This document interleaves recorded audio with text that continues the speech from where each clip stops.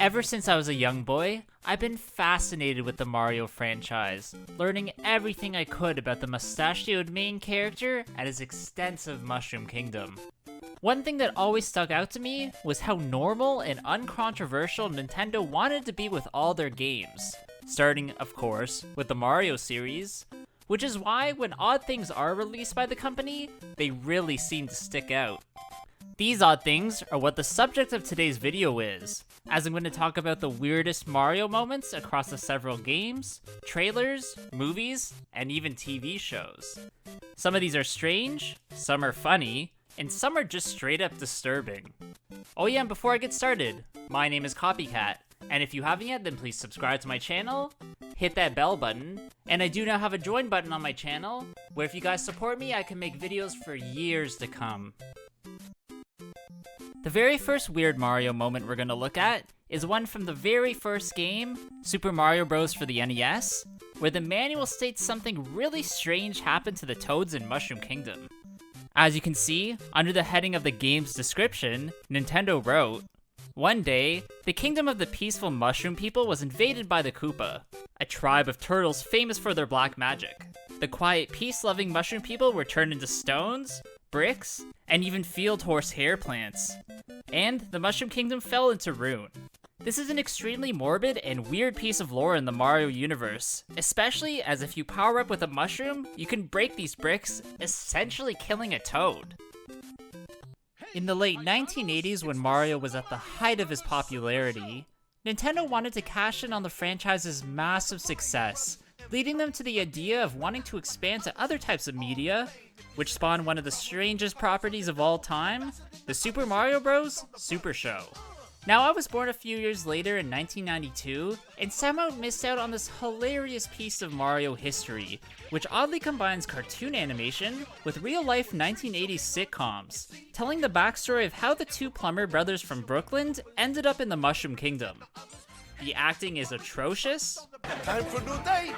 But as we always say, neatness counts. That's right, Mario. And by the way, you have a little piece of spaghetti on your overalls. You, Luigi. And you have a little bit of spaghetti sauce on your shirt, as usual. The content doesn't make sense. Ice Cooper, I got the jolly man, see? One false move and he goes over the cliff. And I got a feeling it won't be such a happy landing, see? I can't believe you would do that, Koopa. Doesn't Christmas mean anything to you? And the animation is so creepy that it's basically the stuff of nightmare fuel.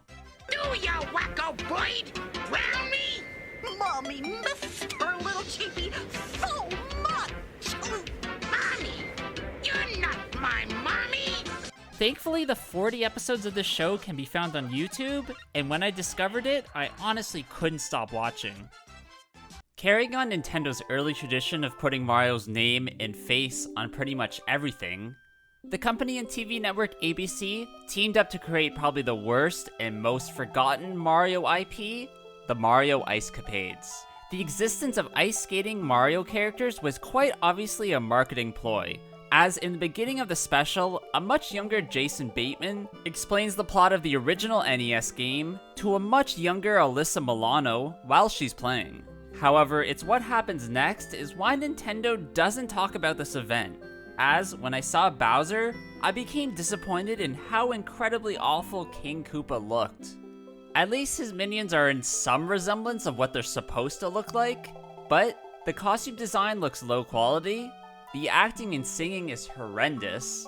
I am a rude, hoppy stooge, mean as I can be. Ha ha! Oh yes, don't mess around with me. I'm conniving and I'm crude, tricky as a fox. Ha ha! Oh yes. The plot makes absolutely no sense, and at one point, Luigi uses some sort of laser gun to decimate a series of Koopa Troopas. Things end after kids help to defeat the King Koopa, and in all honesty, concludes what must be the strangest Mario thing ever. By now, most people probably know about one of the most embarrassing moments in Nintendo's history, where a broken deal with Philips and Sony not only spawned the company's biggest competitor, PlayStation, but also led to one of the most disrespectful gaming systems of all time, the Philips CDI. The original idea was for the two companies to create an SNES disc-based add-on, but at the last minute the deal would fall through, and somewhere in the mix, Philips had acquired the rights to most of Nintendo's intellectual properties, driving them to cash in on the opportunity, creating the CDI, and releasing the infamous Hotel Mario. This game's gameplay was an absolute insult, in having Mario close each hotel room door to complete each level. The controller is a disgrace, barely working at times, but the weirdest thing of all are this title's added cutscenes that are in a similar animation style as the Super Mario Bros. Super Show, albeit with some completely random dialogue. Here's a few samples starting with the game's opening.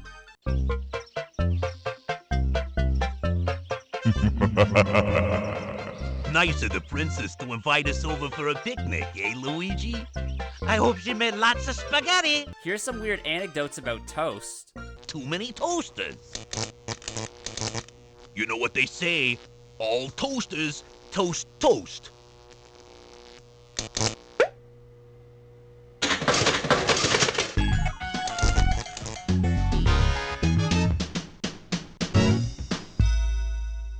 And finally, something about pinching pennies. Spooky. Where's the princess? Over there! Look, Wendy's Hotel! Be careful. When you pinch Wendy's pennies, they pinch back. This game, along with a few Zelda titles that were released, were an extreme failure, leading to the abysmal sales for the CDI, and Nintendo never again making the mistake of having a third-party system host the Mario character. If you guys thought the Super Mario Super Show was strange, for those of you who don't know about the Super Mario Bros. Movie, then you're in for a surprise. Instead of a straightforward story about the King Koopa kidnapping the princess and Mario having to save the day, this one instead focuses on a weird race of humanoid dinosaurs, interdimensional travel, and of course, Brooklyn, New York. Now, even I didn't immediately dismiss this movie when I first heard about it, as it stars incredibly reputable actors in Bob Hoskins as Mario, John Leguizamo as Luigi Mario, and Dennis Hopper as King Koopa, so I thought there might have been a chance it would have been decent. Boy, was I wrong. Let's just watch a few scenes. Here's one where Luigi makes these strange Goombas dance.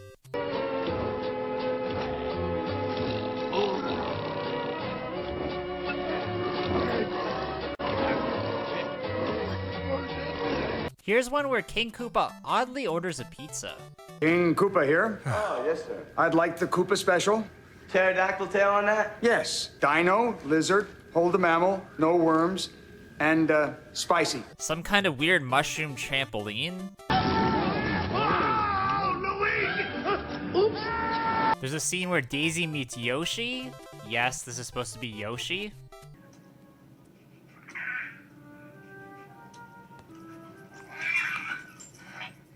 The origin of Mario and Luigi's strange last name?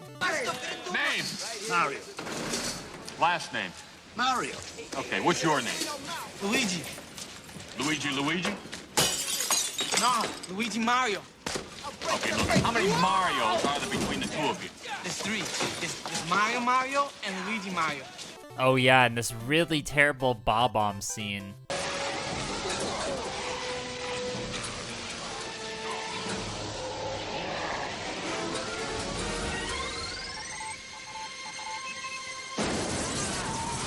Now, you're probably wondering what went wrong and why such well-known actors decided to star in such a terrible movie. Well, apparently the original script was much darker, full of much more adult-oriented comedy, but once Disney bought the distribution rights to the movie, they demanded changes, which took the cast by surprise when they showed up to film the movie, as the screenplay was completely different. Years later in 2007, Bob Hoskins would admit that the Super Mario Bros. Movie was the worst thing he ever did, and that the whole experience was a nightmare. Apparently, to even function, he and Leguizamo would get drunk before each day of filming and would continue to drink between takes. This makes a lot of sense looking back at the movie, as both actors are really strange in it, and at times look completely disinterested. In Nintendo's continuance of overusing Mario's likeness in certain video games, specifically educational ones that would always be developed by third-party companies, they would eventually greenlight a game called Mario Teaches Typing. Now, it's not the gameplay that's weird in this one, as it's the same old typing teacher game that we've had to play in school growing up.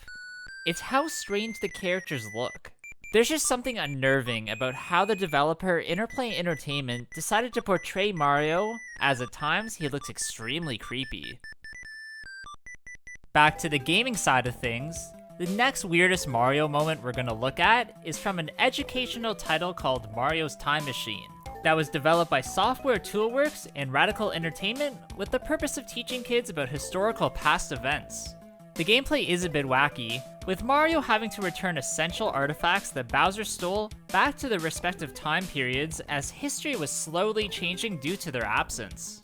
Although that is very out of place for Mario, it's actually the game's end cutscene that I really want to focus on, as it oddly has Bowser being defeated in a strange way, by being stomped on by a dinosaur. Just watch.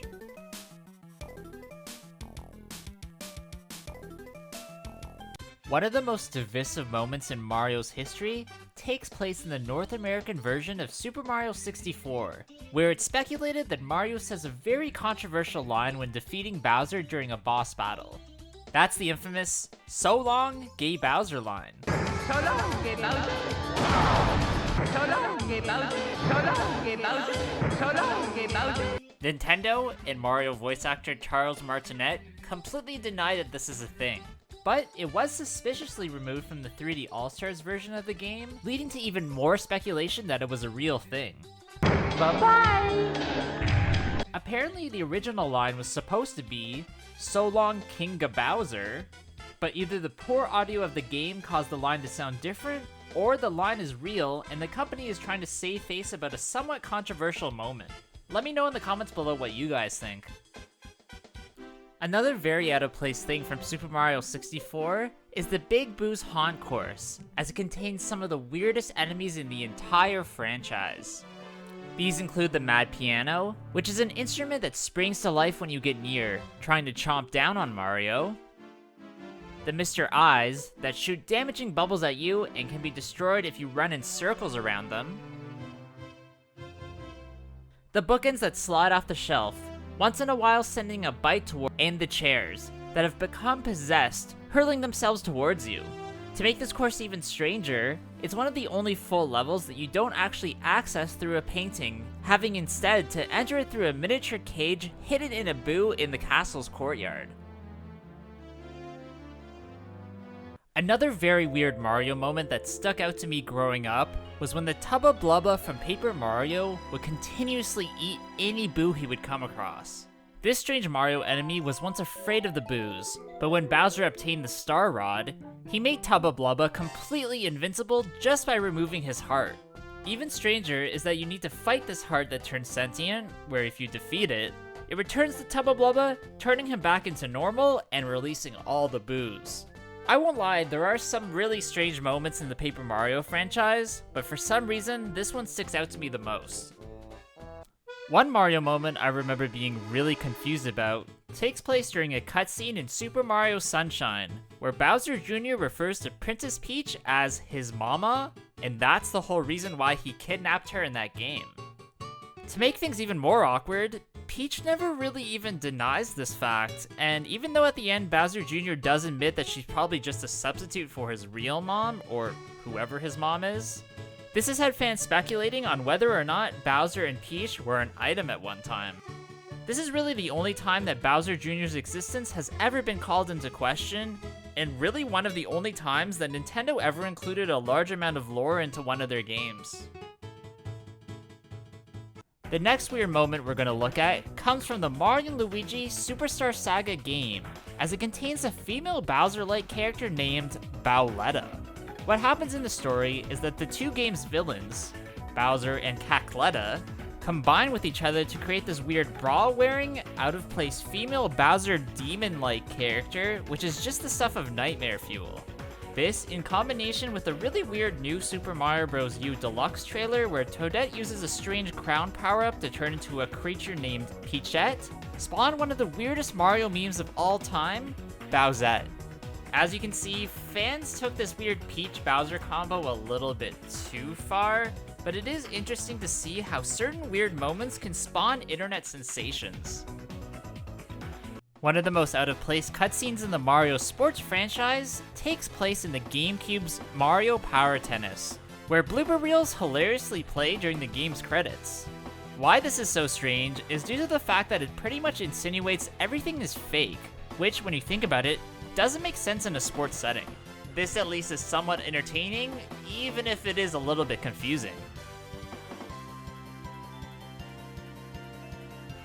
One Mario moment that I witnessed live that was completely unexpected was when the Japanese Prime Minister at the time, Shinzo Abe, appeared from a warp pipe wearing a Mario costume at the end of the 2016 Rio Olympics.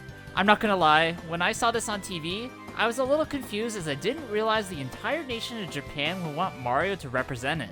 But this does go to show how globally recognizable the character is, and I'm excited to see if they're gonna feature him again in the 2021 Tokyo Summer Olympics. The most recent mainline game in the series, Super Mario Odyssey, is home to one of the franchise's most unique levels in the Metro Kingdom, or New Donk City, as it's supposed to be based on the real-life New York City. What's even more unique is that this is the first time in the Mario lore that actual humans appear, which is an interesting choice for Nintendo to do, but they were able to pull it off perfectly. I love how massive the kingdom feels, I love how the taxi cab and foot traffic makes it feel like a city, and I love how the humanoid characters that talk to you don't really question Mario's existence. Honestly, I think Super Mario Odyssey is just a little bit of a weird game, especially with the capture mechanic where you can become some of Mario's enemies. But I don't have hours to go over every single detail. I just think the Metro Kingdom is an outlier. Alright, that's gonna be it for today's video, guys. I really hope you did enjoy this one. If you did, please leave a like, comment below what you thought about it or if I left any out, and of course subscribe to my channel. Also, I do have an Instagram at Copycat Gamer, where I upload some cool clips and items from my collection that you won't see anywhere else. Hope you guys all have a good day, and I'll see you all in the next one. Bye!